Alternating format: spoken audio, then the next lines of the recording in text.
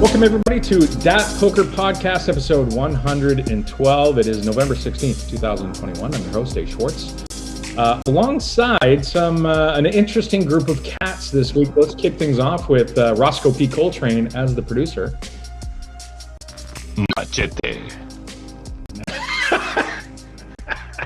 Come hard. I love it. Old school PokerCast people will get that. That's a reference to another guy who's riding alongside of us this week with a cocktail in his hand. That is MJ. It is Michael Johnson of the PokerCast. We did a few of those together. MJ, how are you? Yeah, the old 2+2 days. Remember that? I do remember it vaguely. It's a bit of a blur. But you know what? And we would be remiss without introducing Mr. Terrence Chan, who's cut off from the rest of society up in the hinterlands of BC. I think it's actually you guys that are cut off. Like I can go to other places.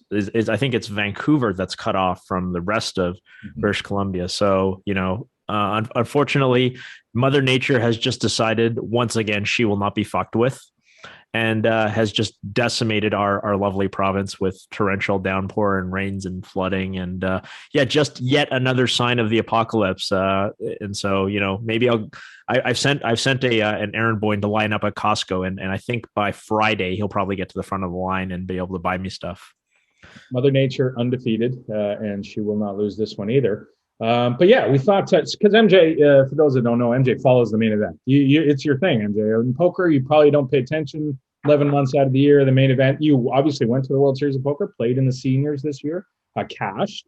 But the main event is something close to your heart, isn't it?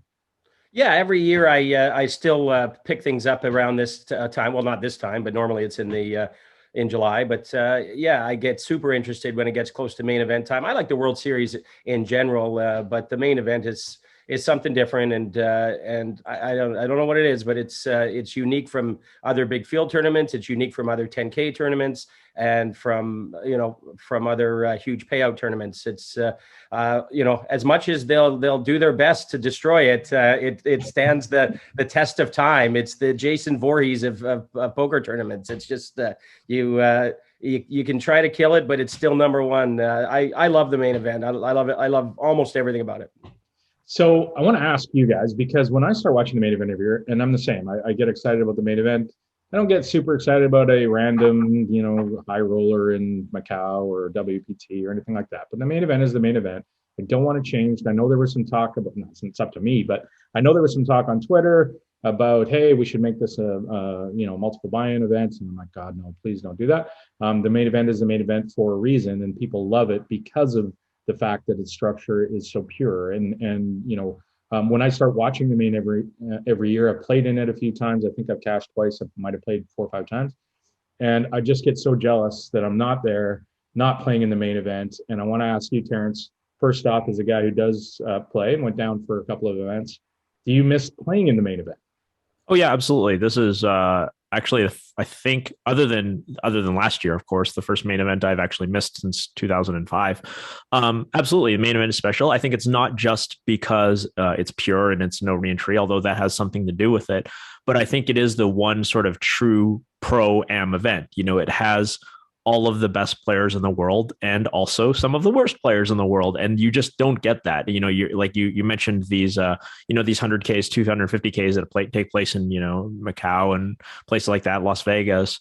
You will not just get randoms showing up. Like the guys who are like randoms are like the Kerry Katzes of the world, who are still like guys who have logged tons of experience in poker. We've got a guy at the final table here in Remedio who has like, $1,600 of lifetime winnings or something like that. You go back through time. You've got all these. You've got the John Hesps of the world, and of course the guy who started all, Chris Moneymaker, or started at least the modern iteration of it. That's really what makes it special, is that these amateurs, just because there's 4,000 or 5,000 of them, hometown heroes, what makes it special is that inevitably some of them are going to get deep, and there are going to be some interesting stories. And then you also have the crushers, the Karai Aldemirs of the world, also making deep runs, and the Chance Kornuths and guys like that. MJ, do you watch this event? And I know you've played in it a couple of times, famously running into a Russian oligarch who decided to send you home. But how excited did you get? Yuri. about watching the main event, thinking, Jesus, I wish I was there playing. Oh, for sure. You definitely miss being part of it. And it's not because it's a softer field or because you get 2 hour levels and all of those things. It's also the stories, the whole thing with the broadcast going into depth. You want to know the background behind each and every person. Some of these guys are in because they've had a season long home game, and they send one guy and the group follows them, and they put them in. And a lot of these guys are playing in their first big buy-in event, or they've just come from so many interesting stories that you just don't get told from any other tournament. You're not going to spend your only $10,000 buy-in of your life playing in the Bellagio 5 Diamond. You're not going to send somebody from your season-long home game to play in a PokerGo TV studio event. It's going to be the main event, and you're always going to get those fantastic stories. And every year there's not one or two of them. There's literally dozens of them, and that's the same again this year. If you take the time to watch it as if it's a television series on Netflix or something, the storylines are amazing, and there was tons and tons of them this year, and they're still happening right now. Your answer reminded me of a story from the main event this year, and it was a guy, they did an article on him. He was in a home league somewhere in the US, and the top prize in the home league was the guy got a ticket to the main event and airfare and hotel and such. This guy finished second, and he was heartbroken. He's a minimum wage guy, has no money. He flew out to Vegas and put $10,000 on his credit card to play the main event, and ended up cashing. I think he got like 15,000 back or something. But funny story there for guys who are just taking their shot. Yeah. But great stories all around. One of the top tournament high rollers right now, a guy named Ali Imsirovic. Daniel Negreanu plays against him all the time. I mean, he's been crushing for the last 3 or 4 years. He put his dad in. Dad has never had a cash before in the tournament. Close Eastern European family out of Bosnia, and the guy, the old man, finishes in the top 100, and probably was as big a thrill for Ali as anything that he's accomplished in the last year or two. His parents come down to the PokerGo studio and when they're filming those final tables that he's in every other week. But there he is on the rail cheering his dad along to a top 100 finish, who'd never cashed in a poker tournament in his life. Ali probably put him in the tournament. And I love stuff like that. I love it.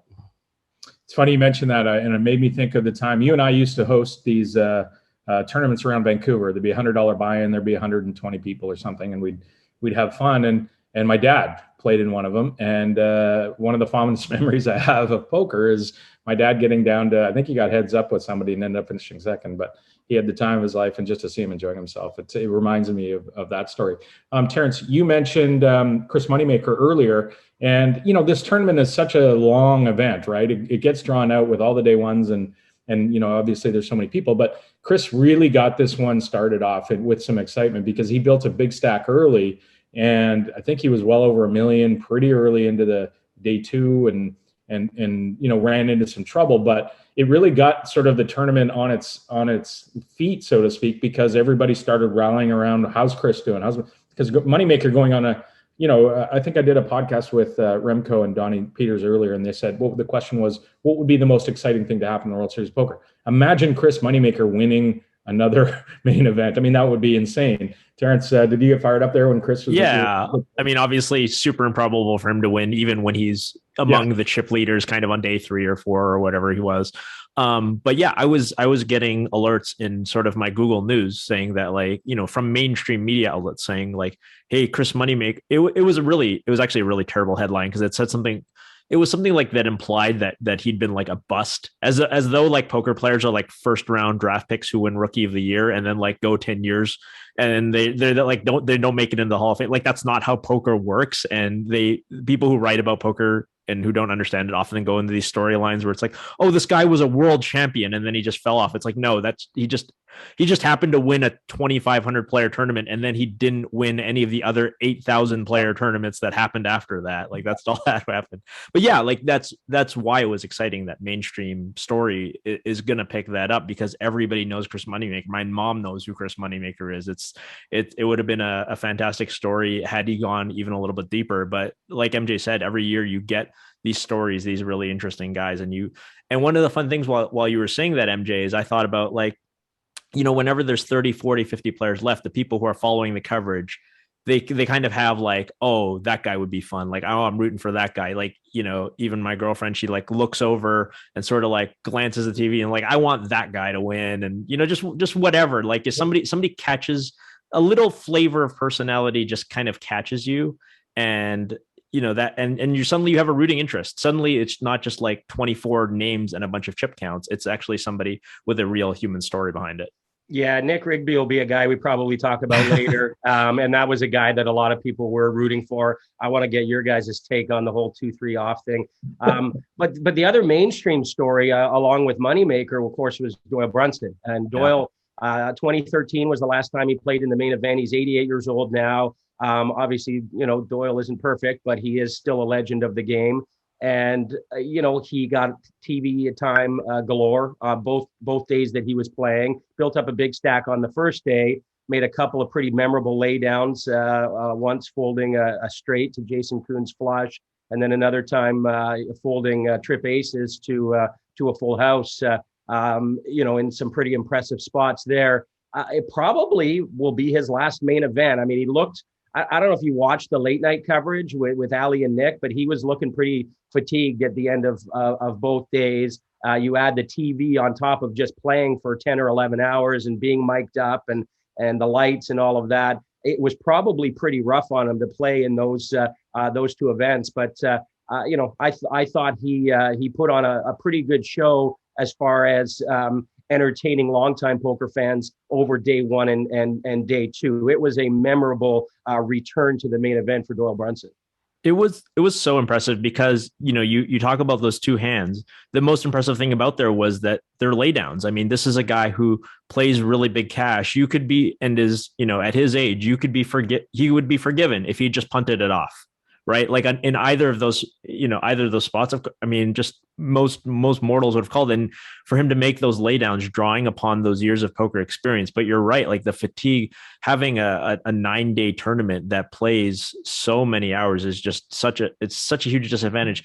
Imagine if he had made it farther. I mean, what did they play to yesterday? Like 4 a.m. Like it was just an insane. They played insanely late because the structure was such that they just couldn't get down to 9 players, and they have to get down to 9 players with Stevie table. So it's such a big disadvantage for not only Doyle but all the older players. But it was so impressive to see that and to come in and that he took it seriously. Like I watched some of the hands that he played. It's like, you know, he wasn't just in there like, oh, you know, I got 10 deuce offsuit. Here I am. I'm going to 4-bet because it's 10 deuce offsuit, and that's my thing that I do. He was in there to be a competitor, and that was really cool to see. Like you could see this sort of competitive drive in there, making reads, you know, just doing his best to play poker, because that's what he did for a living for so long. Really super fun to see that story. It was indeed.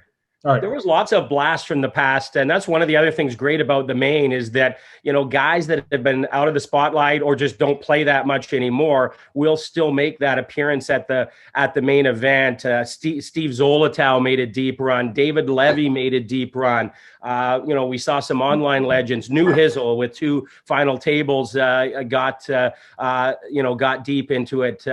Josh Field, you know, the original multi-accounter, JJ Prodigy. That was 15 years ago that he was famous for that. And, you know, he's 32 years old now, and you still think of him as that was the underage multi-accounter, and all these old feelings come up, and all, you know, all this retro stuff was Kathy Liebert. She's got a fantastic Twitter. She went on a pretty good run, well into the money. There was a bunch. The return of Josh Ari is a big story, which I'm sure we'll talk about as well. He cashed in the main, and So yeah, I love seeing a lot of those old names resurfacing. Moneymaker and Doyle were some, but there was certainly others as well. Schneids was in there, the second best limit hold'em player of the 2000s, next to Terrence Chan. Always nice to see him going on a run. So lots of old school names. I love seeing it. Yeah, I missed being there. Now, now that you say that, I was like, what was I not doing there? It's like a reunion of poker in the 2000s. How was I not there? All right, let's set it up. 650 players entered the event. There was a lot of talk about, 10,000 people before, the recent COVID wave hit, and travel was suspended. It was eventually opened up for Euros to come in and play, and some did. We'll talk about a couple of them, I'm sure.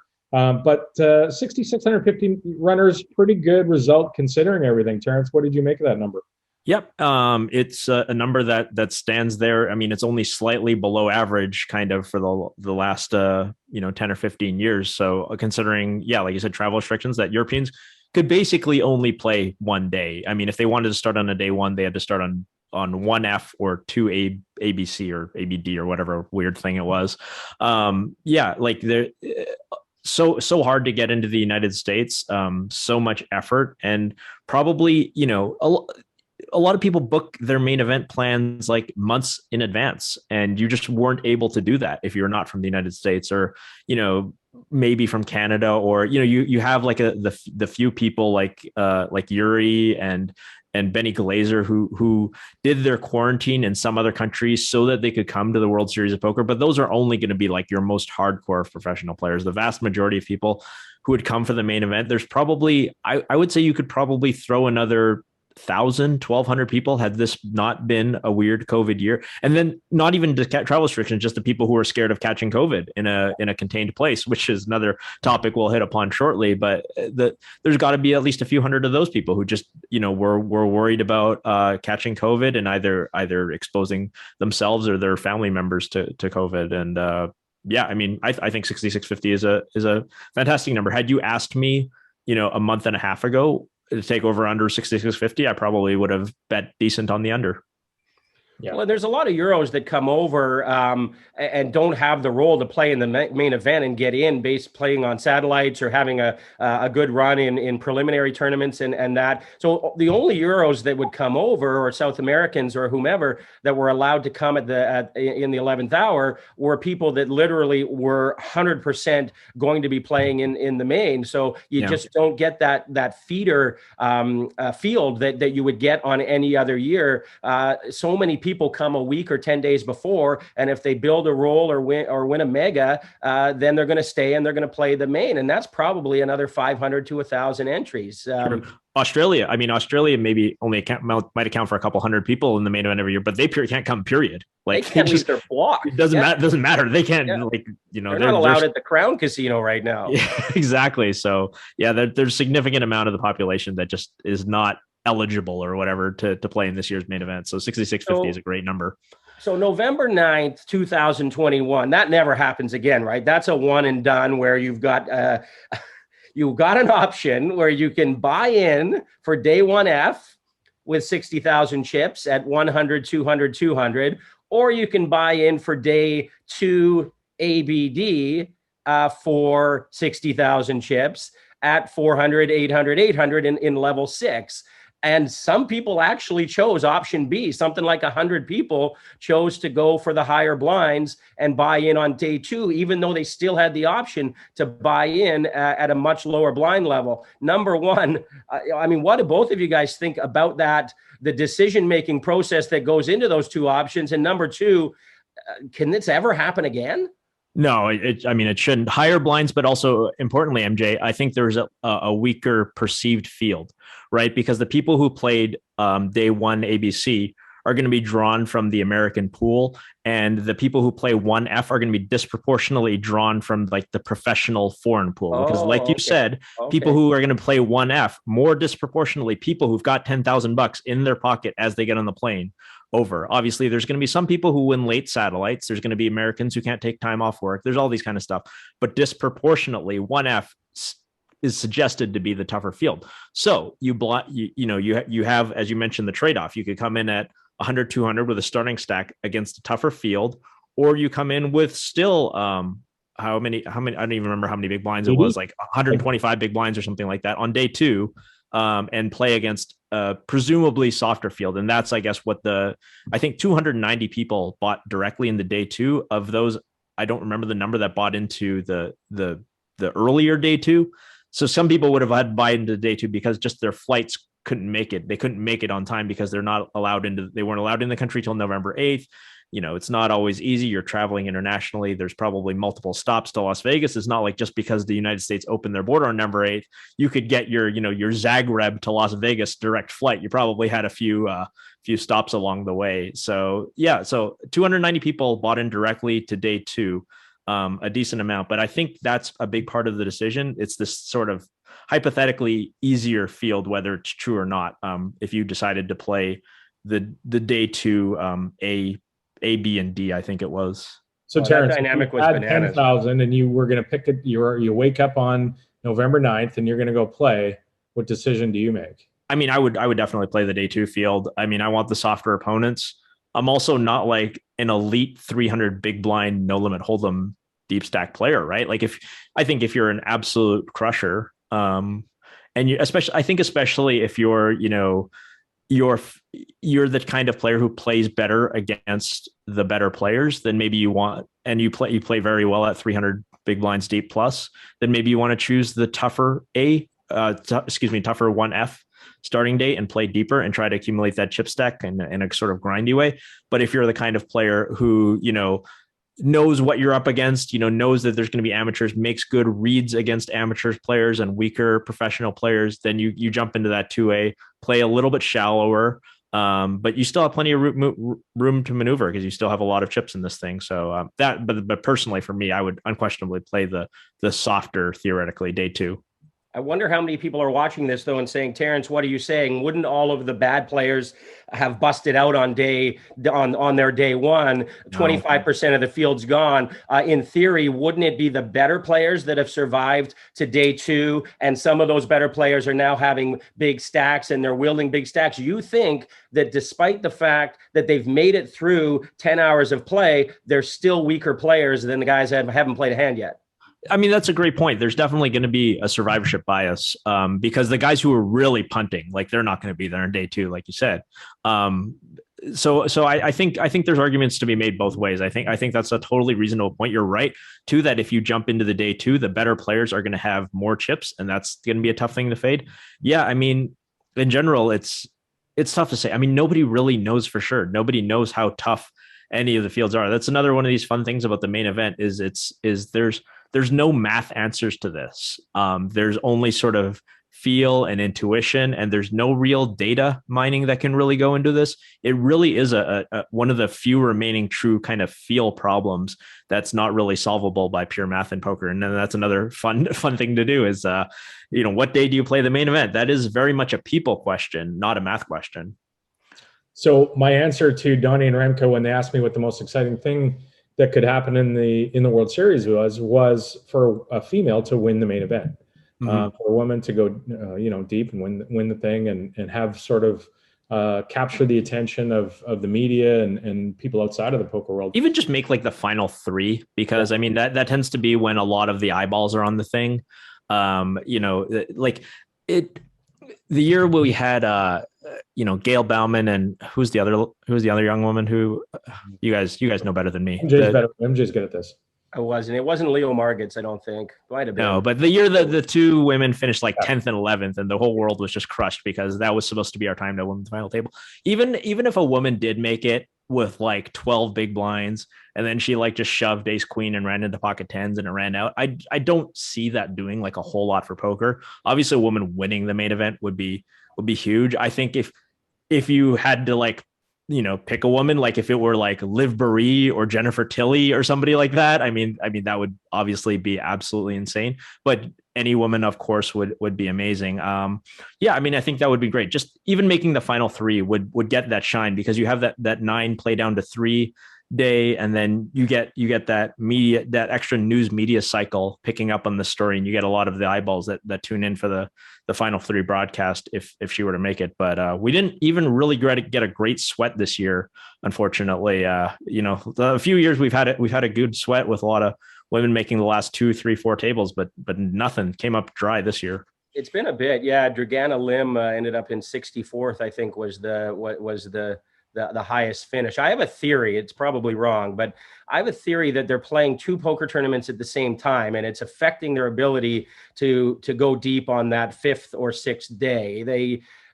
You see some of these gals and they're day 2 chip leaders, day 3 chip leaders. They're just playing poker. They're playing their game. They're building a huge stack. But then all of this attention gets on it when it gets down to 6, 7, 8 gals. And all of a sudden there's this new tournament that starts called Last Woman Standing. And all of a sudden now you're expected to play to out-survive these 6 other players that will give you this other sort of title of being the last woman standing at the World Series main event.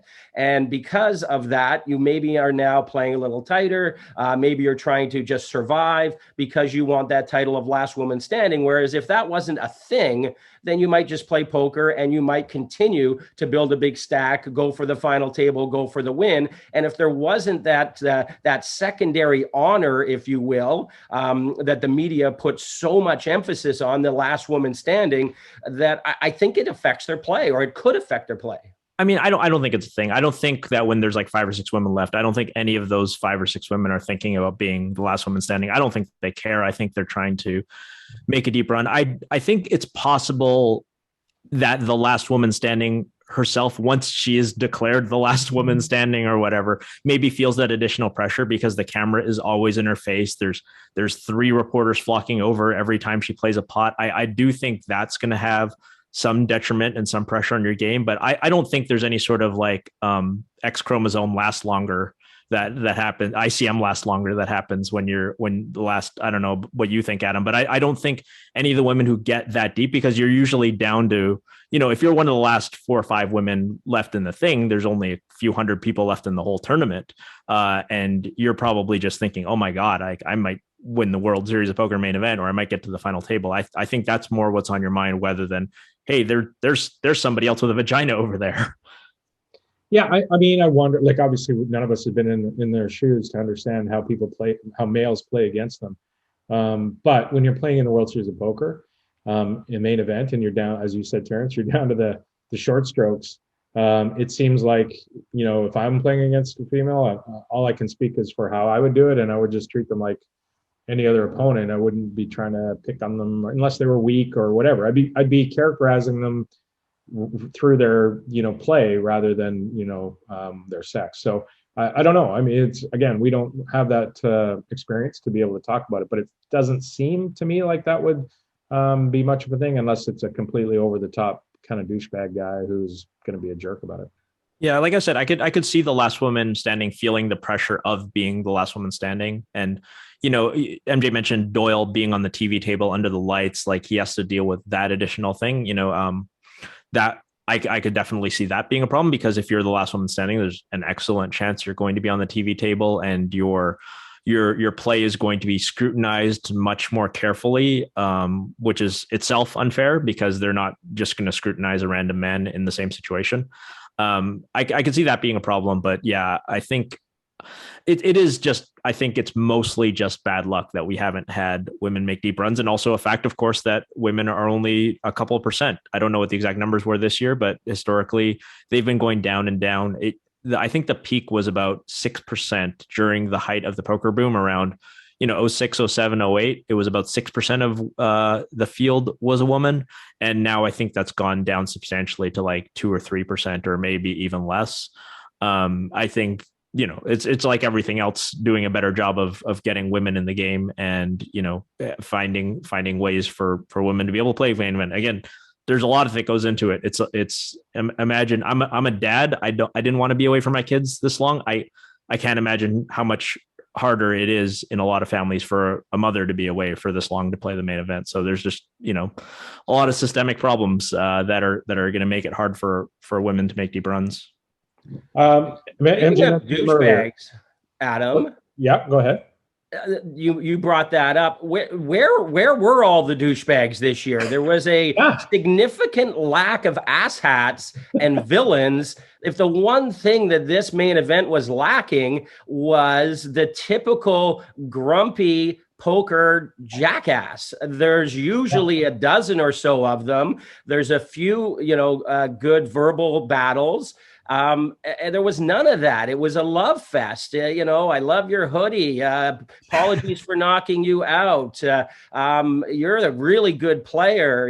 Congratulations. It was weird this year. I don't know if it's because people are just happy to be back at a live poker table or to be around other people, or maybe COVID's made people nicer. But where's all the assholes? Where's Will Kassouf showing people? Yeah. There was nothing I have a theory. All right. They it's only vaccinated people. Oh, okay. Oh, there's plenty of vaccinated jerks in the world. Let's be clear about that. Now the comments are going to blow up. You're going to get Come at me. I think this is just a trend towards poker in general. I think it's just as it becomes more professional. Obviously, if Phil Hellmuth made the final 100, you might not be saying this. Good point. Yes. Yeah. So, but there's always a little bit of luck of the draw in this sort of thing. But I do think that poker has sort of become more professional in the years, MJ, since you've stopped following it full time. I do think it's just, people are putting in work. There's also, there's sort of this idea, this stereotype, whether it's true or not, that the new generation of poker is, introverted nerds who just spend too much time on the computer. I don't think that's entirely true. But I do think there is a skew towards just people who are, going to study hard and take this professionally, and they're going to try not to show too much emotion and try not to get too caught up and try to stay emotionally balanced. I remember an old tweet. This is probably a 5-year-old tweet, and I don't remember who it was, and I'm going to get it wrong exactly, but I was like, that poker has peaked when you see the Brazilians meditating in the hallway on their 15-minute break. Wow. And that's sort of the way, because the stereotype of Brazilians being what it is. And these Brazilians are meditating in the hallway, trying to squeak out that little extra edge on the break. And I think that's that tweet I thought was a great, symbolic understanding of sort of where this game has become versus, the Will Kassouf and the, days of Nine High Like a Boss or Mattisau telling Greg Raymer that he doesn't have the cojones to play or whatever it is. I think we're starting. There's still always going to be some of that, but I think it's whittling down over the years. Yeah, as much as you complain about it at the time, and there was a part of you that's like, okay, where's Sean Shakan? Where's Havad Khan? Where's Humberto Brenes? I'm not getting any of that this year. Yeah. It was fun as a viewer, right? That's the thing is these guys, it was fun as a viewer to have these guys do their crazy antics. But I think we have to understand that now that these people are playing for big money and they've started to realize it. The density of professionals in the main event has gone up just in the sense that these guys see this as a living and it's a job. And it just used to be poker used to just be this thing that if you were a professional, it's because you were a misfit in society. You didn't quite fit in. You couldn't do a 9-to-5 job. It just wasn't for you. Now it's like a profession, a real job. People are taking it seriously, like trading or finance and things like that. And so there's there's less antics, I guess, in the game. You mentioned Nick Rigby, MJ, earlier, and he was a star of the early mid coverage, mid tournament coverage. Let's say he's not a guy on a solver. He's not a guy on a solver. He's a guy who likes to have fun at the table, and he was going to get his chips in the middle in the most unconventional way possible and have some fun while he was doing it. But he put people to the test, no question. And he had a favorite hand. We've all got favorite hands. His was deuce 3 off that he just kind of doesn't seem to want to fold. He raised it up under the gun with the deuce 3 off, and I think I got this right. He got 3-bet in the small blind by an older gentleman with 2 kings, and he decided to flat with the deuce 3 as they got heads up to the flop. And it was a big 3-bet too. Yeah, it was a good size 3-bet. Yeah, that's right. I think the guy with the kings didn't really want to play a hand with him out of position, but he called anyway, and the flop came ace 4-4, and The older guy was a giant tell box, and you could see he did not he hated that flop with every fiber of his being. He checked, and as soon as he said check, Nick Rigby went on, I'm all in right away. So it was virtually a carbon copy. I don't know if you can remember back to the high stakes poker days, but do you remember Brad Booth in the Puffy Seinfeld shirt? Yes. Where he shoved the deuce 4 on Phil Ivey's Kings? That was a cash game, but I had flashbacks, and that hand made Brad Booth famous for years and years, and this will make Nick Rigby famous for years and years. But the thing that I don't quite understand is if you have a favorite hand or if you have a home game hand, you don't really want to let the whole world know about it. I mean, he was talking about it in interviews. To give that much information away and then try to pull it off against Kings, that's what made it even more remarkable, is that I'm telling you I'm going to do it. Now I'm doing it. Here it comes. I mean, a lot of the value from just like playing 3 deuce off whenever is like, sometimes the flop's just going to come 8-3-3 and you're going to snap someone because they're never going to give you credit for it. Or it's going to come ace-4-5, or it's going to come 4-5-6, right? Like this is the value of, such as it is, of playing deuce 3 off. And yeah, like you should advertising it. Tell the world about it though. Yeah. It's different when you're playing like a 7 deuce game in a cash game, because that actually adds things up strategically, because people don't want to fold to the 7 deuce, and you can bluff like the 7-7 X boards and stuff like that. Like it's a little bit different than just being like, I'm in the main event of the World Series of Poker and I'm just going to play 3 deuce off whenever I get it. But man, we just finished talking about poker being fun on TV for the time that Nick Rigby was on. It was definitely like a throwback to the mid 2000s glory days. It was fun to watch, and I was kind of hoping for the tank call. The old guy tank folded, and Nick Rigby won the pot. I was kind of hoping. I think you're the only dude. I think everybody else. I think you're the only dude who wanted him to call. Norm wanted him to go down in flames. No, I wanted the 5 to roll off. The flop was ace-4-4. He's got the you're awful. You're a terrible person. Then if you wanted him to call and a 5 rolled off, I felt bad about myself, but I definitely did want to see the guy go down in flames. There's now a beef though between Reno and Pittsburgh.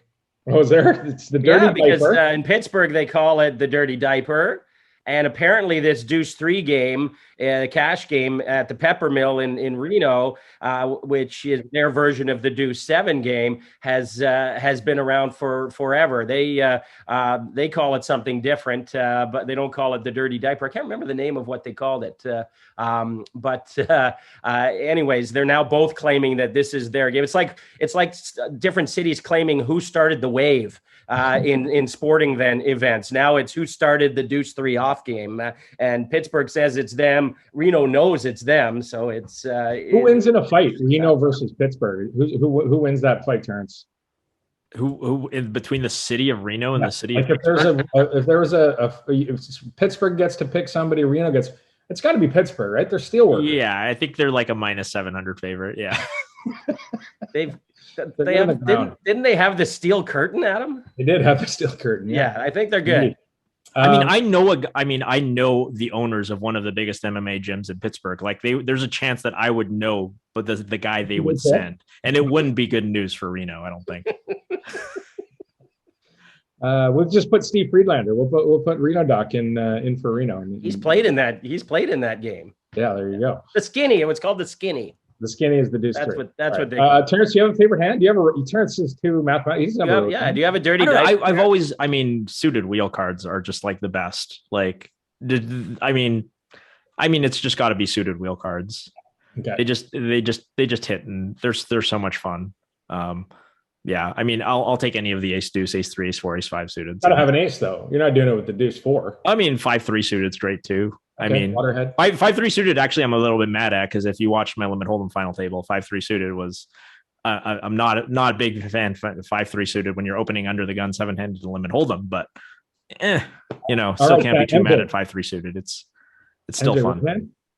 What's that? You got a road hand? King 10 of diamonds, or just king 10 suited. King 10 suited. Okay. It's actually a really good hand though. It's you can win a lot of money with that hand. Plays well. I got the 2 7s as mine. I play them like aces occasionally when I get them, and it generally costs me a lot of money. All right. So we get down to the final table, and I want to talk about this real quick, because The payout structure was an abomination, and I don't think there's any way to even try and pretend this was an intelligent way to break down the final table. So first place gets 8 million, second place gets 4.3 million, third gets 3 million. Set of steak knives. And it's always be closing. Fourth gets 2.3, fifth gets 1.8, sixth gets 1.4, seventh gets 1.225, eighth gets 1.1, ninth gets 1 million. And actually 10th was 585,000. So from 10th to 9th, there's a $415,000 jump. And then from 9th to 8th, it's a 100,000. Well, the way to say it is that the jump from 10th to 9th is larger than the jump from 9th to 6th. Which makes no sense. And it's, yeah, we want to guarantee everybody who makes the final table 1 million. Ninth got 1 million. No, you don't. You don't have to. No, I assure you need to do that. No, I get it. I assure you the guy in 8th who makes like 817,000 or whatever would be mathematically like correct for that. He'd be just fine. Like the guy who finished 8th and makes like 962,000. It's fine. Yeah. Yeah. It's just the World Series doing their stupid thing. Like we need to make everybody makes the final table a millionaire. And that's what they're doing.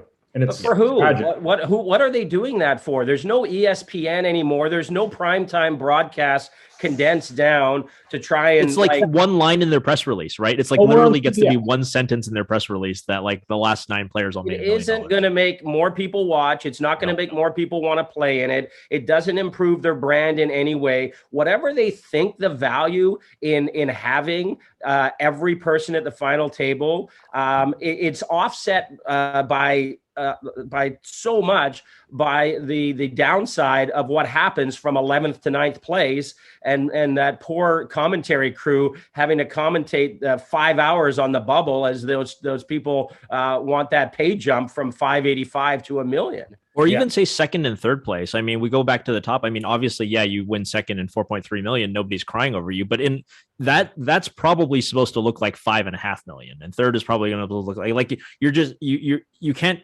make things out of nowhere. You've got, if you're pulling it to ensure all these people get like 1 and 1.1 and 1.2, it's coming from somewhere else. And it disproportionately comes from the top spots and also the bubble spots below, like the guys who finish from 10th to 18th, which is, I'm going to tell you, finishing fucking 10th to 18th in the World Series of Poker main event should be like a really big deal. And you shouldn't screw those people. It's pretty bad. And like MJ said, it makes this bubble so much longer. Although it turned out, in fact, the bubble between 10th and 9th was actually, I think, not too bad. Last night, I didn't stay up late all the way to watch it, but I don't think it was too bad. But we've had situations in the past. Of course, everybody remembers like the Joe McKeon year where he just absolutely stomped on everybody at 2 tables because he had a massive chip lead. He put everybody in ICM hell. One table was stalling and the other table wasn't. It was really ugly. And yeah, you're creating a situation where at least it wasn't a total disaster this time around, but you shouldn't put in place the possibility of that. And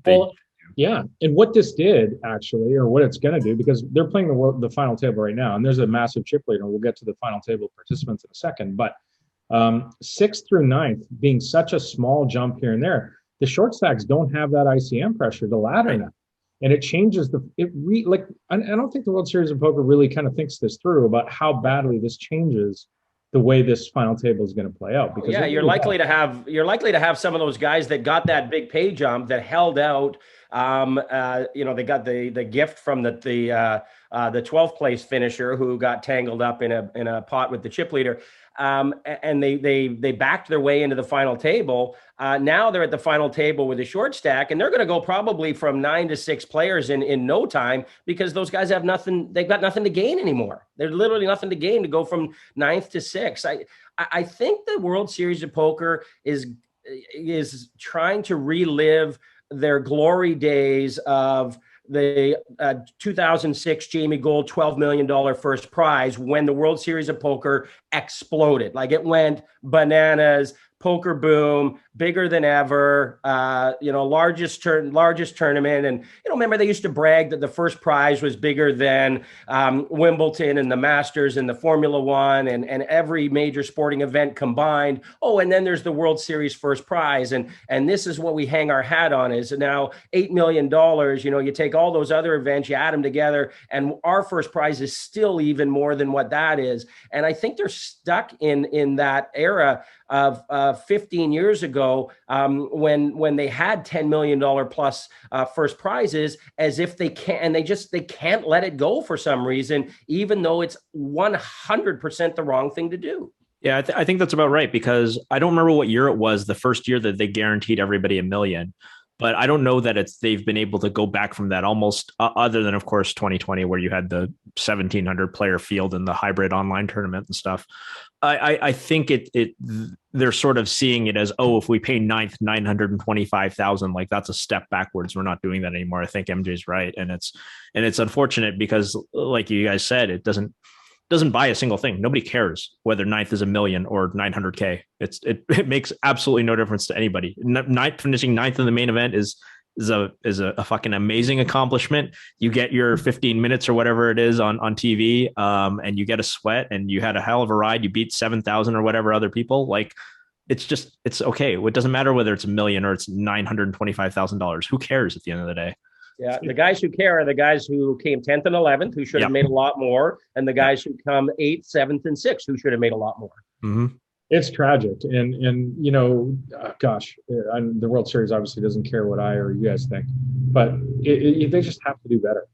And they don't do it in any of their other tournaments. Like what? Yeah. All of it, they have all these other successful tournaments that people come out and play in, and they get huge turnouts for the Colossus and the Millionaire Maker. And they don't, they have some unusual payouts for some of those because there's guarantees involved. But even for those tournaments, people are coming out and they're not doing ridiculous things like this in those 5, 6. They didn't do it in this. The seniors event, which I played in for the first time, is an excellent structure. It's a wonderful poker tournament, and it is basically a 1 hour level version of the main event. It went for 4 or 5 days. It had 5,400 players in it. And the payout structure looks nothing like the main event payout structure, even though the field is similar and the structure is similar. The buy-in is less. It doesn't get as much TV exposure, but the payout is night and day different. The seniors event is actually probably a better poker tournament. All right, let's get through some of the people who made the final table. This is 9 people leading the way with 140 million in chips, something like 35% of the chips. Corey Aldemir from Germany. He has 12 million in career earnings. He plays the high rollers fairly often. He finished second in the 2018 $111,000 buy-in one drop, the big one for one drop. He won over $2 million for that one. That's his biggest score. It seems like he's got a pretty decent shot of eclipsing that because he does have so many chips, and he is just under about even money, I think, on some of the betting sites to take it down with a lot of experience in the giant stack that he has. Interestingly, you think about day one and where you want to be. Well, we start with 60,000. I got to get to 120,000 on day one, and I got to get to 300,000 on day two. Well, Correa had 34,000 from his $60,000 chip stack after day one, and after day two, he had 73,000. So both, right near the bottom of the chip leaders. So you don't need to have that big stack. Obviously, this is anecdotal evidence, and I get it, but it's not the end of the world, given how deep it is and given how long these levels are, that you need to, chip up and chip up and chip up. And so many people, especially without any experience, they get down. If they're, they've lost a quarter of their stack or something early, they'll get down. I would go as far as to say that if you're like an aspiring tournament poker player and you have like goals that you want to set at the end of every level or every end of, just stop doing that. Just stop doing that. Just try to play every hand the best you can. Whatever you bag, and that's not up to you. It's only up to you how well you play. And you said anecdotal evidence or whatever, but the fact is you don't know when your heater is going to come. Okay. Aldemir's heater did not come until day 3 and day 4 and day 5. I think he took one day off and then he had another monster heater, but it was like, there were just multiple days. There were like 3 days where he just had like 8x his stack. And but he did nothing on day 1. He did almost nothing on day 2, and then he just all of a sudden 8x to stack, and then he 8x to stack again, and then he like 12x to stack on another day. And you don't know when your heater will come. You just have to take advantage of it. And if you try to force things when the cards aren't breaking your way, it's not going to go well for you in poker. Yeah, think of the main event as the Tour de France, right? There's a lot of days where you're just going to be that guy who hangs around in the back of the pack, and then there's those days where you're going to make your move and go for the yellow jacket and go to the front of the pack and hope when it's all said and done that you win the whole thing. And Corey, who is a tremendously he's a good player. Like he's an accomplished, he's a top high stakes pro. Like there might be people out. This isn't Pius Hines. This is a top player in the world who is playing at the top of his game, and he's showing you that in these long marathon tournaments, you pick your spots to go on runs and go on streaks. You're absolutely right. I mean, obviously he's the guy to beat. I just think that if you watch his trajectory over this tournament, it's so good to see. And so many people get caught up on, oh, my stack was at this, now I got to get back to that. And, oh my God, I've fallen down. I used to be in the top 20 players and now I've got less than average stack. This guy doesn't care. I've watched the guy for 4 days. Yeah. In second place with 84 million is George Holmes. He's from the US, from Atlanta specifically. He has one tournament cash. He also had about 1.5 big blinds a couple of times. Yeah, we'll get to that. So his one cash is the 2019 World Series of Poker main event. The only other cash in the tournament he's ever had.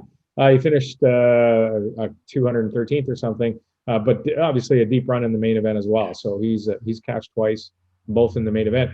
And you mentioned it, MJ, on day 7, more anecdotal evidence. He was down to a big blind in a chair. And talk about a chip in a chair. That's what George Holmes had on day 7. This is yesterday. Like, didn't really have the chair though. He didn't know. He got up. He left. He got it in. What is your all-in play? Like, are you backpack first, then stand up, or are you stand up, then throw on the backpack? Because he was backpack guy, then the stand up. And so he didn't even have the chair at the time that he ended up doubling up. But I got to rethink it because I usually stand up and then get my stuff. I got to flip that around. It is a little more ergonomical to throw on your backpack when you're standing, I think. So. Yeah, but he does the opposite. He went backpack and then he got up. He's the guy I'm cheering for. I want George Holmes to win this thing, just for the story of coming back from one big blind on day 7. And ran it into only I think real true amateur at this table too. I think I could be wrong. I mean, we mentioned he's a cash game player. Like he just plays cash games. He's not. But I don't think he plays for a living. I could be wrong. Papo MC does not play for a living. That's true. Oh, yeah. That's true. That's true. Yeah, let's get to him. 46 million in third place is Alejandro Lococo from Argentina. That reminds me of Inglourious Bastards a little bit there. Yes. He's known, as MJ just pointed out, he's from Argentina. He's an MC. He's known as MC Papo, sponsored player. He's got a little over 100K in lifetime cashes, not a ton. He's a sponsored player because of his reach outside of poker, I'm guessing. Buongiorno. Yeah, there it is. So here's an interesting hand Lococo plays. Like I was watching him for a couple of days. There's a few interesting hands. We could go for a while. Let's go with this one though, because I was watching him and people were picking on him. He was playing pretty tight a little bit, maybe in day 5, day 6. And then this hand happens late in day 7. Blinds are 200, 400, 1,000, that is. Chance Kornuth opens for 800,000, min raises off 18 million with the Jack 7 suited. Bob Holmes, the previous mentioned player, with 13 million. George Holmes. Sorry, did I say Bob Holmes? Bob Holmes, the old advertising guy, 2+2. Shout out to Bob. How you doing, Bob? George Holmes, 3 bets to off 13 million. He 3 bets to 3.2 million. So, a good percentage of his stack gets it in there. He's got the ace king off. Lococo on the button with 20 million has these guys covered. has queens and he tank folds. And I'm just like, oh my God. Like I can remember back in the day, remember Hans Lund always said two kings was the little pair, right? So back in the day, this fold was probably made a lot now, but is it made now? And the question I have for you, Terrence, is does Holmes, do you think Lococo know his player here in Holmes, or is he just terrified to lose 3/4 of his stack with the two queens here? A little both. I think Holmes had been playing pretty tight for that point. I don't remember. I think this is when Holmes had spun it back up, and he was maybe thinking that, he just got these. He's gonna be playing tighter than average because he doesn't want to dust them off. But Holmes had been playing pretty conservative. But yeah, I folded queens twice in my life, and I think I've been wrong both times. In terms of tournaments, anyway, not cash. I think I've been wrong both times that I folded queens in like a pre-flop spot. Yeah, this was, not a good fold. I mean, what are you going to like? I don't know what to say. I mean, obviously if Holmes has kings or aces, it looks brilliant, but, that's when you have a guy in chance who's opening pretty wide. You can't just fold to the cold 3-bet. I mean, you've got a perfect stack to, obviously it's like I think what he's thinking is that it's like too large of a stack to shove, because as you said, the 3-bet is to 3 million and he's got 20 million behind, so it's like a huge overshove. I think overshoving is just plain bad there. Like you've got to make it like between 7 and 8 million, and he's a little bit scared to just like play post flop. Like, what do I do if an ace or a king comes? And that's the situation that you see a lot in the main event, because I think a lot of these players are not used to being super deep for a lot of money. It's just not a thing that comes up in other tournaments, right? Because if all you normally play is like 1Ks and 1500s, you just aren't this deep. You don't get the opportunity really to make these decisions where you could potentially like 4-bet and still have like an SPR of 2 or 3, right? It's usually 4-bet is almost always all in these smaller tournaments. So yeah, it'd be interesting. I don't know that he's done any interviews about it, but he's probably just fine with it now. I mean, a lot of people are like, oh, I don't want to flip. And of course, if you knew Holmes as ace king, it's I don't even know if equity wise it's correct to race with him, even though you're like 57-43 ahead because of ICM implications and yada yada. But yeah, I think there's a lot of parallel universes where Holmes also just has like jacks, tens, or ace queen too. Yeah, for sure. That's the problem. And this fold though is MJ approved. World class nit MJ. Those two queens are snapping. I hear MJ showing bluffs in the seniors event now. That's not true. I'll tell you what this fold was. This fold underlined how terrified they all were to get into hands with Chance. Chance Kornuth. That's what that was all about. Chance opens.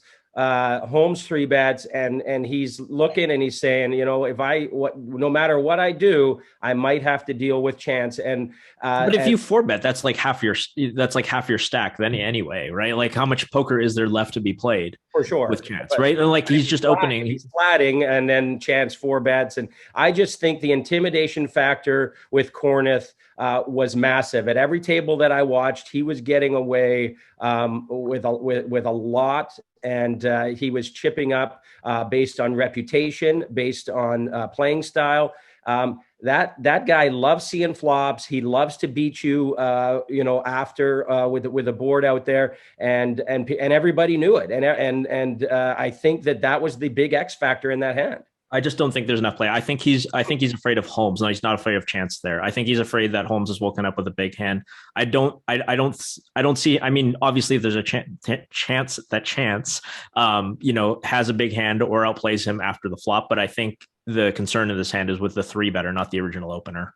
Yeah, I don't disagree with that. I also think, but Chance still goes into that equation, because he's also thinking that George wouldn't 3-bet against Chance without a huge holding. Sure. Yeah, that's fair. Thinking that George is also afraid of Chance. That's fair. To play post flop against him, so he's going to try and take it down right there. My big issue with Lococo is the disrespect this entire tournament has for his professional name. Like, he is known with 2.3 million followers on YouTube as Papo MC. You call him Papo MC. I'm sorry. When PokerStars puts Nelly into tournaments, they're not calling him Cornell Haynes Jr. If Eminem is sitting at the final table right now, they're not calling it. It doesn't say Mathers raised to 2.3 million in the small blind. That is Papo MC. It should be interpreted. If Eminem is 100%. It should say Mathers. It should say Mathers. If Sting rolls over from his residency at Caesars and sits down in the main event, we're not saying Sumner is sitting on 18 big blinds. We're calling him Sting. It's Papo MC. Let's call him Papo MC, please. Let's go. Fourth in chips, 40 million. Joshua Ramito of the U.S. He has a grand total of 1,800 in lifetime tournament earnings, and we talk about it over and over.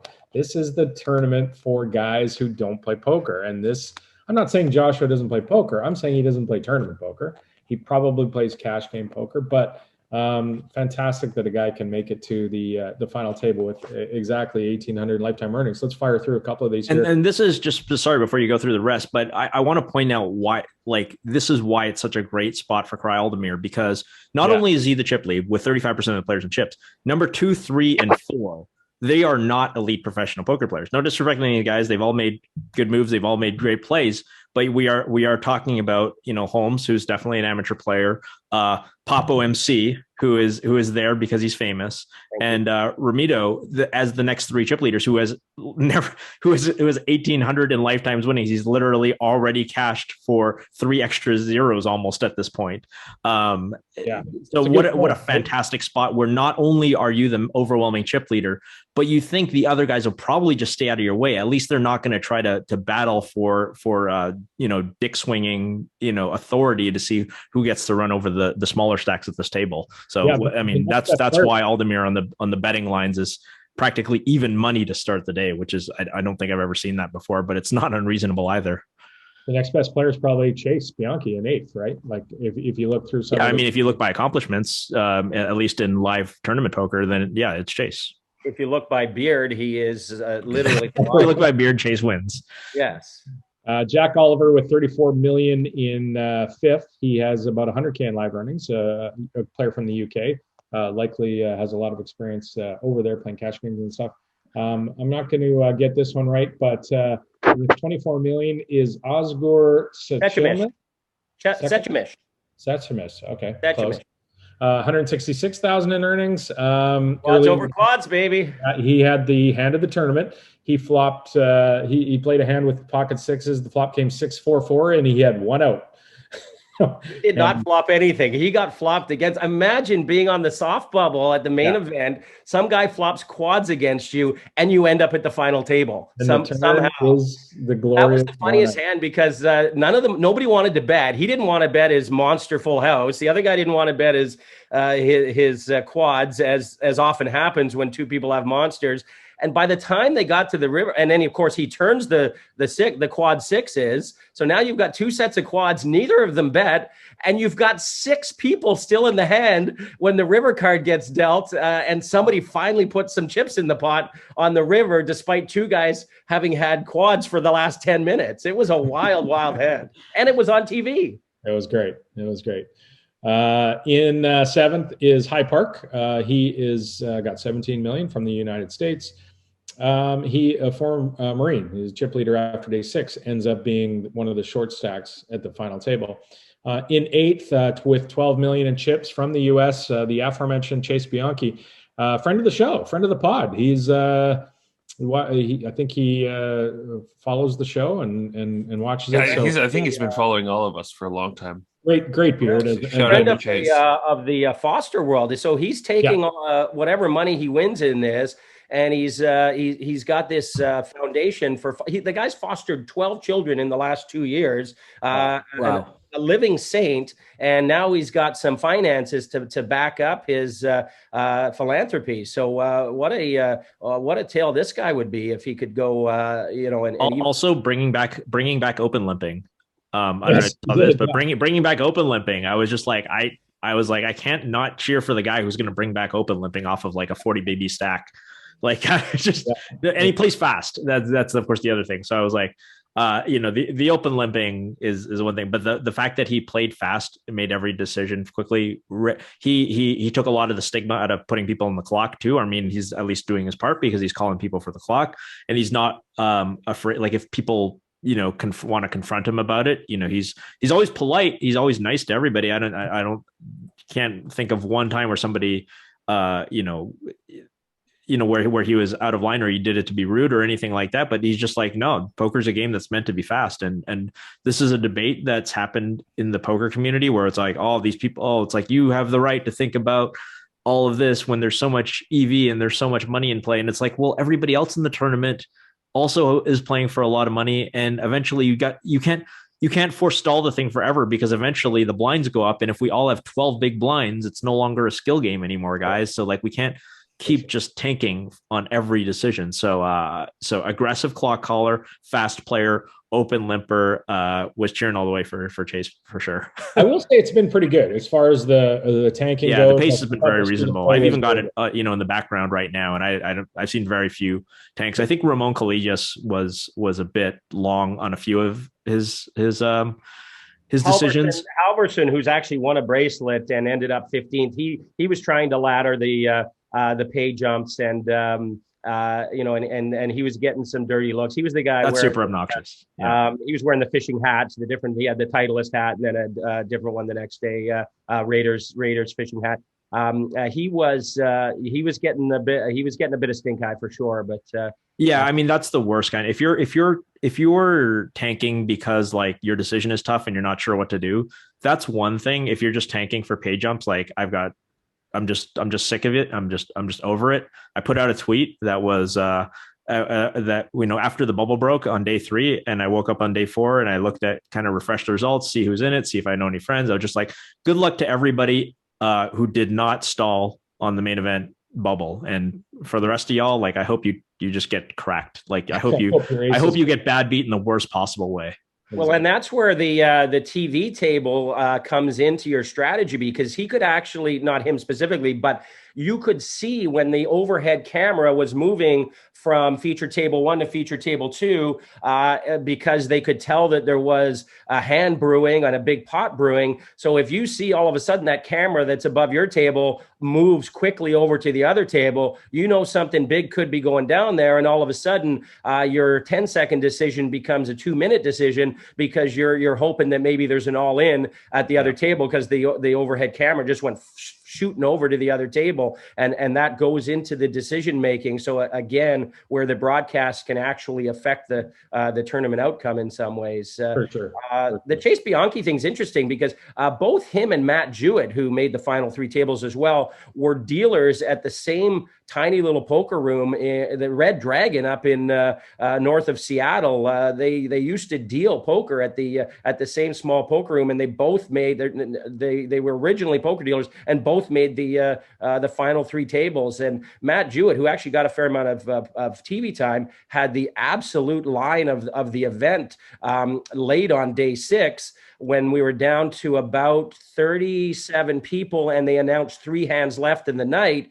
And he noticed that one of the players had 4 Coronas still undrank by him. And he turns over, seeing that we're about to wrap up for the day. He goes, "Are you going to drink those?" They start asking the other players at the table if they can have their unfinished beers. So so of course I was cheering for him from that point on. Indeed. And I mentioned earlier I was cheering for George Holmes. The truth is I'm actually cheering for Chase, but George as well. So we'll see how that ends up. Rounding out the final table with 8 million, the shortest stack is Jareth East from the UK. So we'll keep an eye on the final table. It's happening as we speak. We'll probably do another show. We'll see if we can't squeeze Daniel in to talk about that final table and how it turns out with it plays right out here in the next few hours or 24, 36 hours, depending on how long it goes. Usually they have the Helmuth Negreanu tandem doing the side commentary, but they don't seem to be here this year. Well, there's so many post-lim events, right? Like there's something to play every day. The post-lims, I don't think either of those guys are going to be available unless they bust early out of something. Oh, Phil would be available. We talked about GG Poker and Club GG over the last few weeks, and for $50 a month, you can sign up to Club GG and you can play in these satellites that get you into big buying tournaments. And they were sending a lot of players to the main event of the final table. The Aussie guy. Yeah, for sure. And I think 9 Club GG players cashed in the main event. These are people who did not pay $10,000. They merely had their monthly $50 installment that they were paying to play in these games and tournaments, and they ended up winning their way into the main event, and 9 of them cashed, including the man who finished 13th, American Vasu Amarapu, who finished 13th again for $470,000. Decent little return on his $50 a month. Great run for that guy as well. So GG Poker, if you're going to sign up to play in some of these, they're going to continue to satellite big buying events for Club GG. So head on over to clubgg.com, check it out. Real quick, the Player of the Year race, Josh Arieh, of course, has, you mentioned him earlier, MJ. He has 2 bracelets and also cashed in the main. He has 33, almost 3,400 points in the Player of the Year, pretty far ahead of Scott Ball in second with 2,900. Scott Ball just won his second bracelet the other day. Yeah, exactly. So it looks like Josh has a pretty good lead. We're getting into those post-slam events, as Terrence was mentioning. Some of them are quite big buy-ins. So it'll be interesting to see how that affects it. I know Sean Deeb is multi-tabling to try and think or go deep in something to get himself into that race. He has 2,600 in 9th place. Daniel Negreanu in 12th. Remember it was like 3 weeks ago where this was like, oh, is it going to be Zeno or Helmuth? Yeah. That's what the state of this thing was. And now like Zeno just barely hanging on in the top 5 and Helmuth barely hanging on in the top 10. The Josh Arieh story is crazy. I mean, talk about back from the dead. The last poker tournament live poker tournament that guy won was in 2010. I mean, everybody was going on and on about the 2,819 excruciatingly painful days that Daniel Negreanu went between winning poker tournaments. 3,900 days between poker tournament wins for Josh Arieh, and then he wins 2 bracelets in like 10 days and is about to win Player of the Year at the World Series of Poker, despite being out of the winner's circle for 11 years. 11 years. Nuts, just nuts. One of the big topics of discussion before the main event started was Lammergate, we'll call it. And this is, if you play satellite tournaments, you don't win cash. So if you sit down at a $1,000 buy-in with 10 players to win a seat into the main event of the World Series, the person that wins that tournament doesn't win cash. I'm sure a lot of people know this, but some don't. You win tournament chips. They're called Lammers, with a value on it that you can use to buy into World Series of Poker tournaments. Now, these become currency on some level because there's people who just play these tournaments when they show up to the World Series, they'll play satellites, and that's all they'll do. They'll sit there and grind. They'll win the Lammers with no intention of playing in the tournament. They're going to sell them to people in the lineup who are buying into the tournaments at the World Series of Poker in the cashier line. So if somebody wins, 2,000 in Lammers, they're going to walk up to somebody and go, "Hey, I have 2,000 in Lammers. I see you're just about to go buy into the World Series event that's happening today. Can you buy these Lammers off me?" A lot of times it'll be, give me, 19 for 2,000, it'll be 1950. They'll give them a small discount, whatever, to do it, to incentivize this person to buy. Well, a lot of times they're not, sorry to cut you off, but a lot of times they're not even just doing it publicly. Like they're just adjacent people in the poker worlds who are satellite grinders. I mean, I had lots of friends who were just satellite grinders. Yeah. And if they knew that I was going to play an event that day, they would be like, "Hey, can you buy these off me before the tournament starts?" And I'll be like, "Yeah, of course." And I'm absolutely not taking any juice for them for that. It's just like, it's a different economy that exists. Just there is the economy that of World Series bracelet players, and there's an economy of satellite players, and these economies do overlap and intermingle with each other. But yes, a lot of the times, especially towards the end of the World Series where people are kind of still stuck with Lammers, you will see these guys in the hallways going like, "Hey, are you going to buy in for something? Do you mind buying this Lammer off of me?" Most of the time, people are just totally fine with it because the Lammers, as you say, are good as cash. There's never been a counterfeiting issue, nothing like that. They're just always like, yeah, I mean, if most of the time, if some guy's asked me in the hallway and I'm buying in for a 1K and he's got 2 500 chips, yeah, I'll just trade him my 1K in cash. for the 500 chips too. And I mean, by the way, some that extent too. Like I liquidity, could have counterfeit hundreds, but yeah, that liquidity for those chips helps the Rio and the World Series of Poker. of course. It incentivizes a lot of people to sit there and grind these. If you couldn't do anything with these chips other than buy into events, guess what? Those things would be a third of the size, a quarter of the size. The World Series of Poker wouldn't make anywhere near that much money.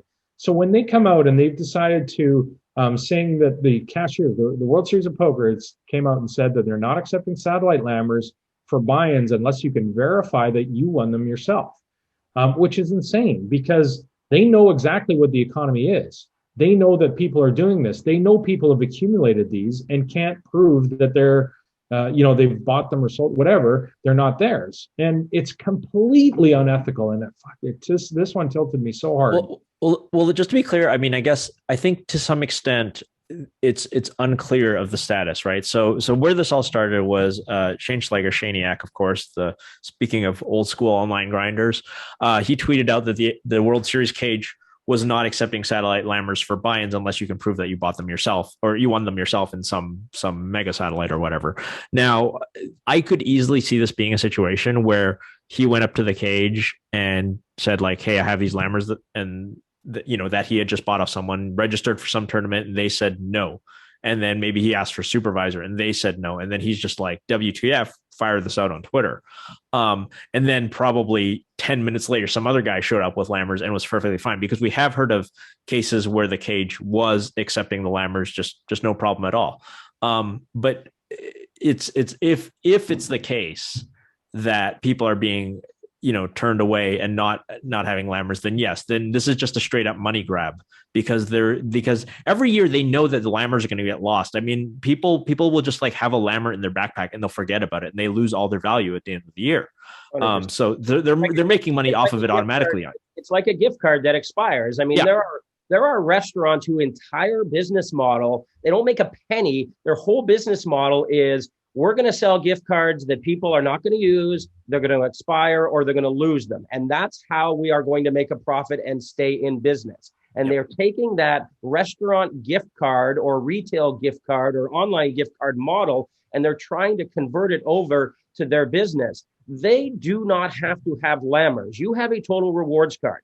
They could, instead of giving you a lammer, if they wanted to ensure that the person who won the money only used it for buy-ins, they could put a credit on your account using your total rewards card, and lammers don't even need to exist. So the only reason they even have lammers is in hopes of making a profit for people using or losing them. And it's wrong, because these are regulars. They're good customers. They're repeat customers year after year. They're not some one-off guy that's coming in to buy their aunt a gift for Christmas. This is your bread and butter. You can't screw them.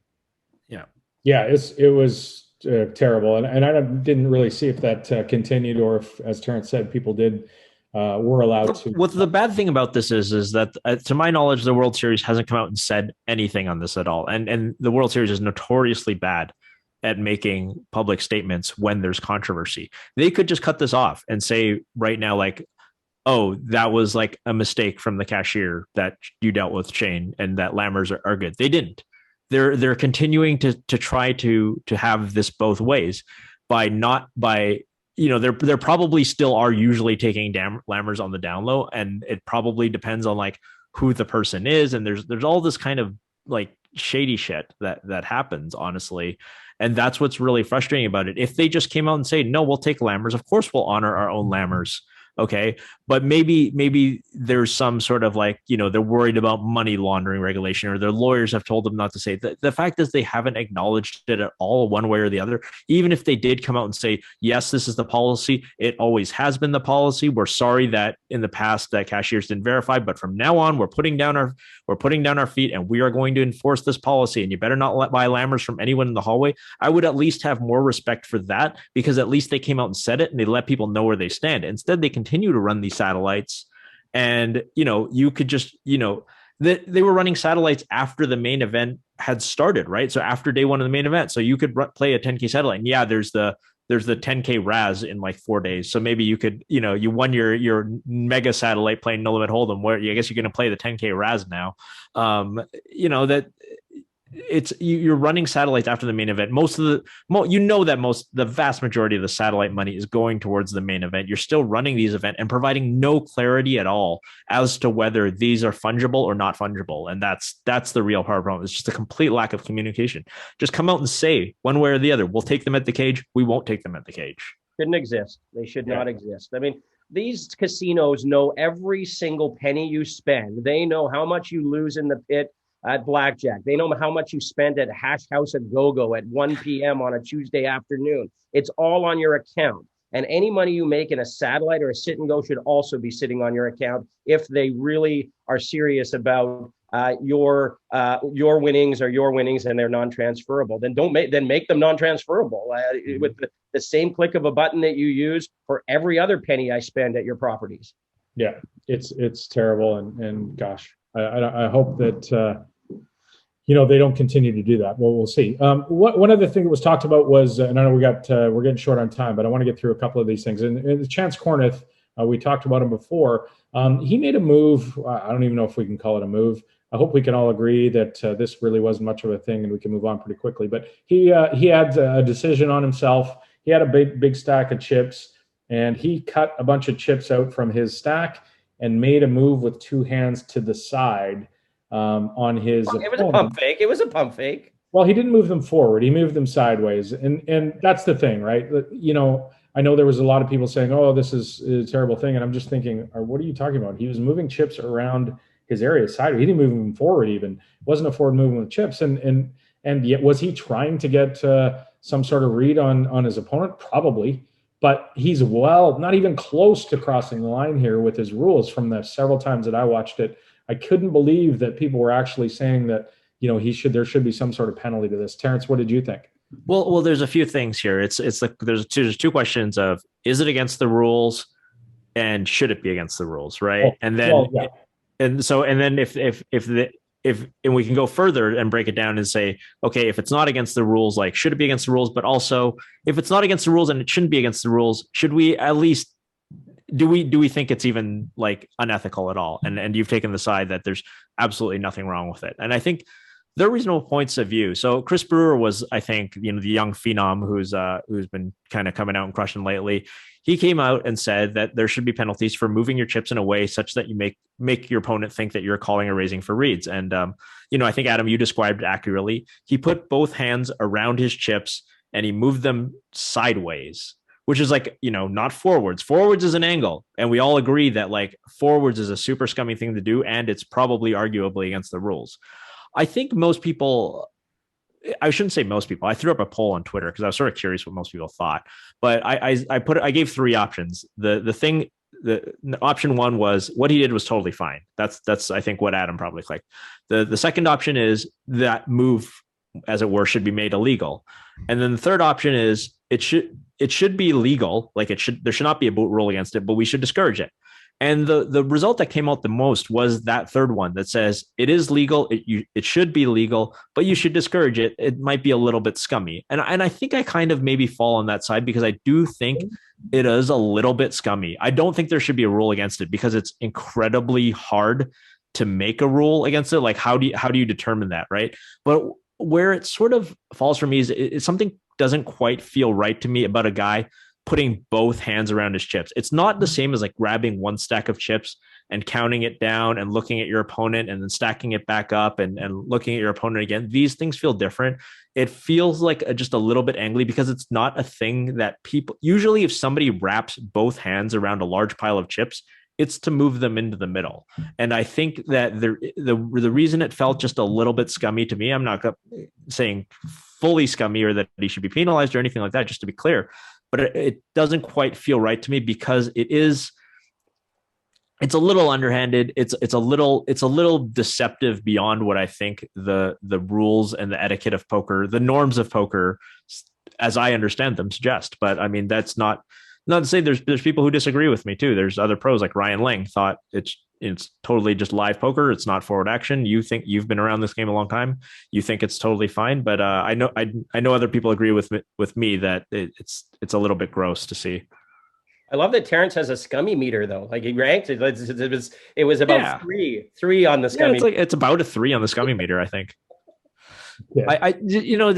It's and I found one tweet, and I feel like it's just from like a random dude who's not even posting under his real name, but it's Buzz City Cards. It says, as an amateur, if I went to the World Series and a pro who already had an edge decided he needs to pull some slick moves to get me to react a certain way, I feel like I'd be taken to the cleaners and got taken advantage of, and it would leave a sour taste in my mouth for live poker. And I think that's true. Like, if you're a pro, you already know all the spots so much better. You already know all your bet sizing spots. You already know your frequencies. You already know what board textures benefit you. You already know what your best bluff cards are. You have so much more information than these guys. Like, just doing these, it feels a little bush league to me.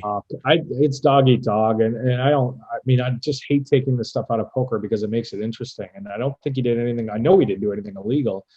And, I don't know. I mean, we're all responsible. It's like throwing your hand away, the same thing.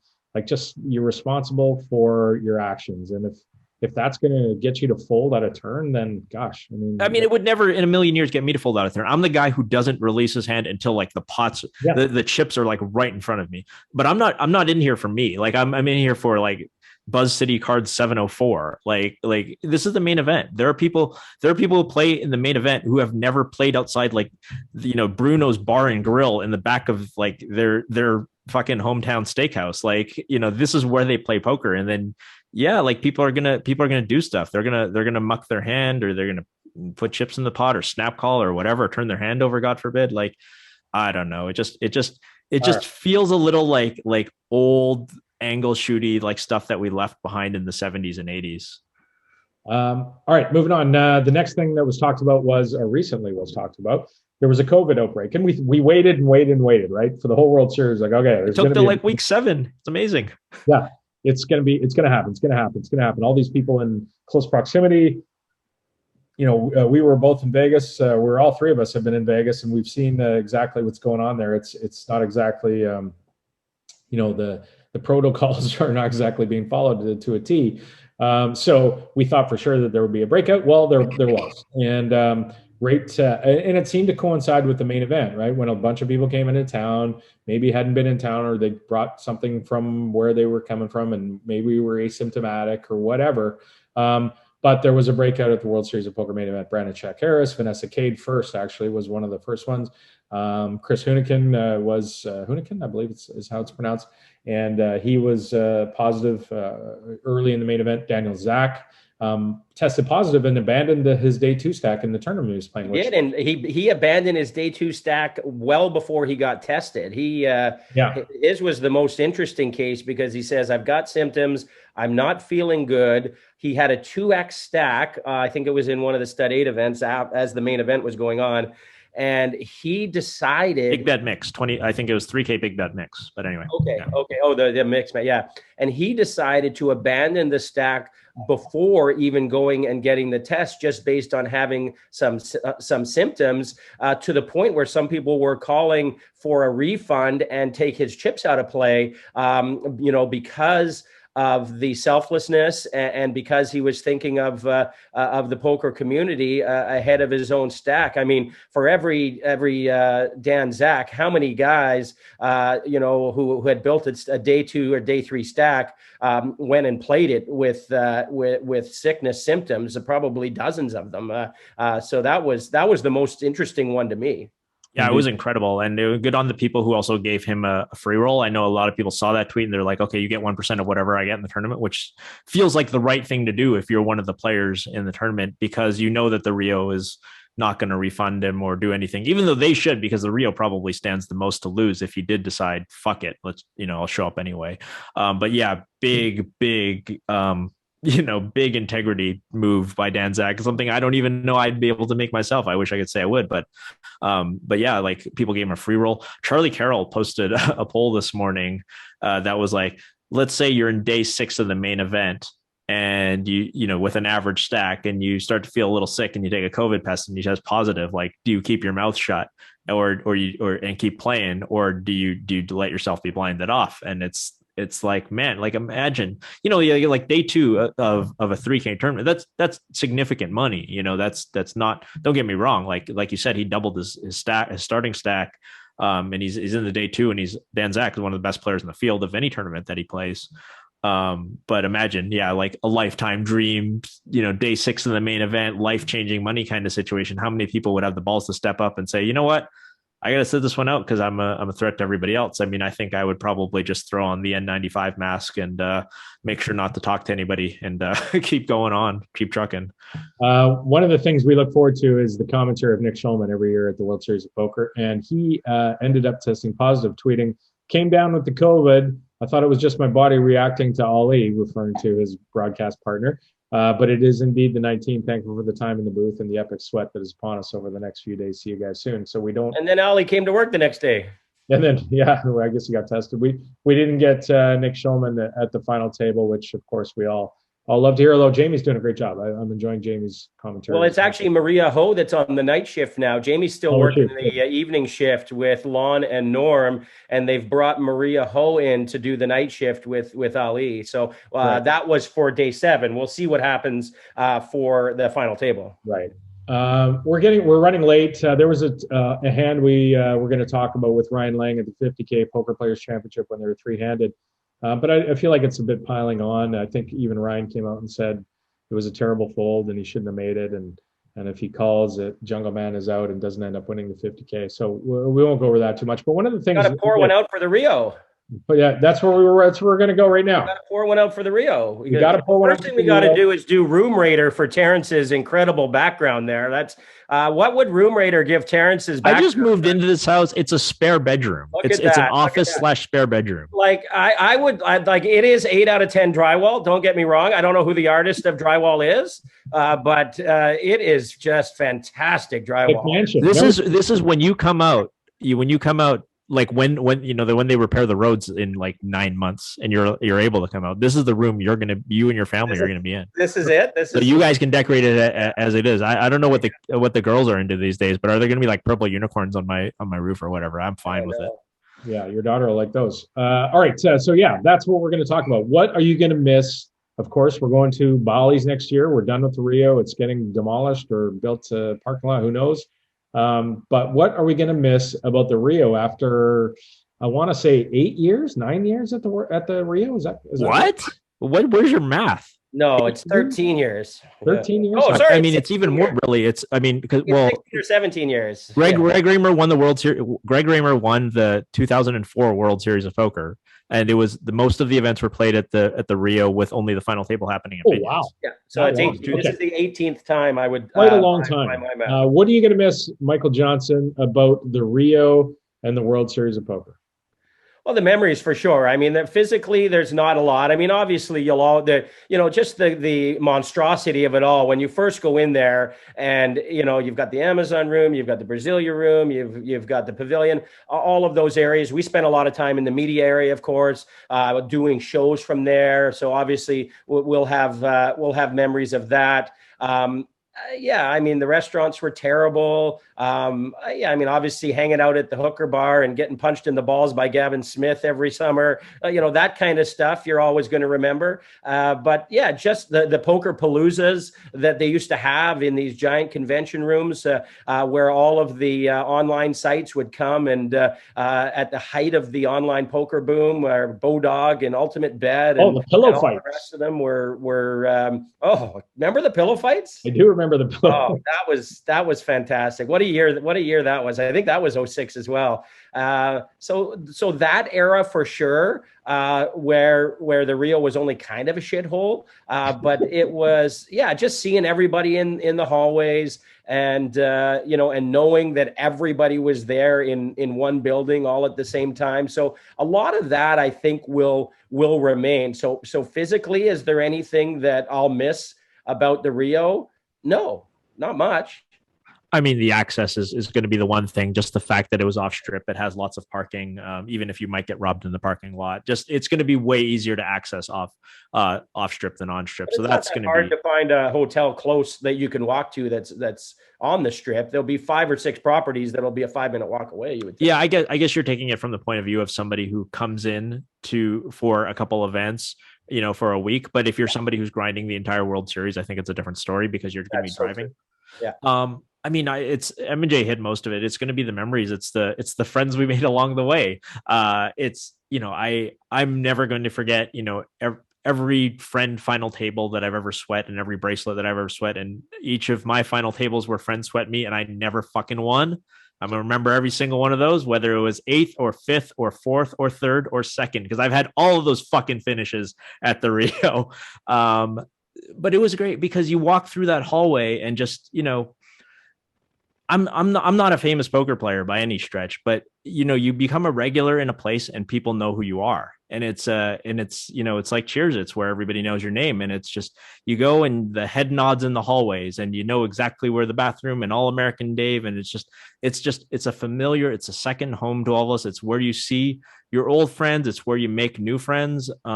It was, the Rio is all, MJ said when it was less of a shithole. I'm not sure that there was a time that it was ever less of a shithole. It's kind of always been a shithole, just a real kind of 2 to 3 star property in the Las Vegas scheme of things. Not good restaurants, not nice hotel rooms.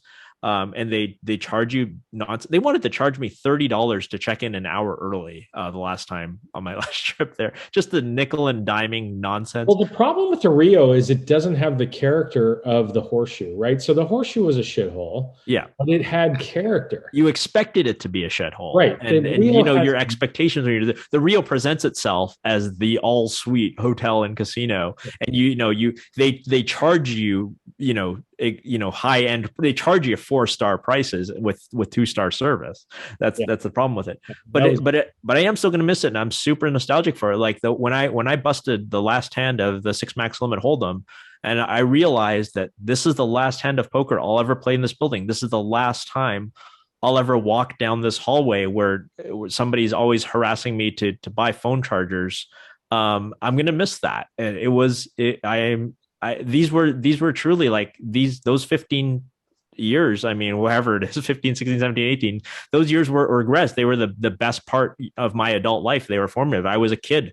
I mean, I was 24 years old the first time I played poker in the Rio, and I was 40 and a dad when I left it. And so much it's impacted me so much, even though I spent, only 6 weeks a year in each of those places, because it's the place that I kept on going, where I kept knowing people and where so many memories were made. One of the things I'll always for remember. sure. The first thing I did when I got there and I went to visit a couple people that were there was you're sitting at the table, you can get a free beer, but I went to the hallway bar to go see Hal from Michigan, and I found out he died 4 days prior to me arriving. He was the hallway bartender at the Rio for all 18 years that we were going there, and we would always go and see Hal from Michigan and buy our $12 cocktail and rail who was ever at the final table, and that's the kind of stuff that you're going to miss for sure. Even though it's there's nothing special about it, it's special. It's just it's just like when you hear a song from the 80s or the 90s that takes you back to whatever you were doing at that time, regardless of how good the song actually is, it just takes you back. Absolutely. Yeah. I'll miss the hooker bar. I'll miss the masquerade bar, which is where a little bit of a secret place where we used to go and get away from everything, over to the masquerade bar and have some cocktails with some of the people you were talking about. And but yeah, I won't miss secret bathrooms. I mean, I feel like for poker players, like secret bathrooms in the back is like the place where all the other like poker grinders hang out. Just 15 minutes at a time, you see some people that you haven't seen. It's in the fucking bathroom. We're talking porta potties here, but there's something nostalgic about it. Motorhomes. Yep. Motorhomes. Yeah.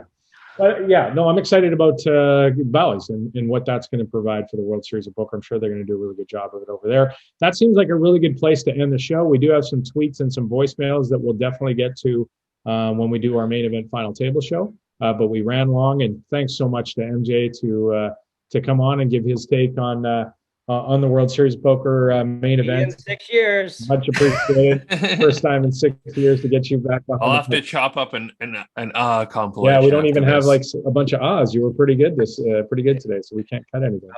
I'm sick. I've been sick since I got back from Vegas. I'm telling you. Yeah, that's true for sure. So thanks to everybody for getting together today. That was a lot of fun to get together and do that again. And thanks to you out there for listening. We will talk to you soon.